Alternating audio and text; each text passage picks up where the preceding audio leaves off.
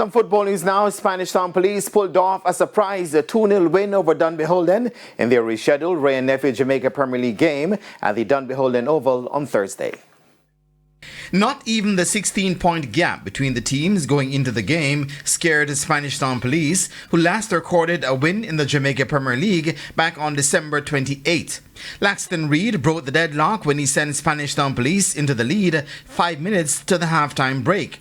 That lead was extended to 2-0 in the 62nd when Raheem Gale put them beyond reach as they secured maximum points for the third time this season.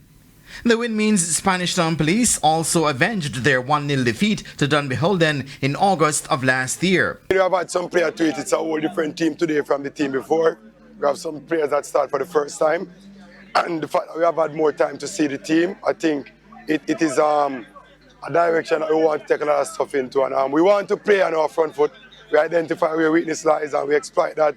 And we got 2 goals to keep a clean sheet. Hats off to the players. But despite the win, Spanish Town Police remain rooted at the foot of the table on 12 points, while Dunbeholden are 9th. I think today was a very bad day at the office for us. We just played without intensity.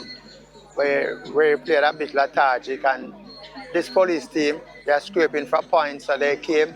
They played like their life depended, and I think that was the difference in the game. Dunbeholden will be next in action against Waterhouse on Sunday, while Spanish Town Police will play away to defending champions Cavalier on Monday.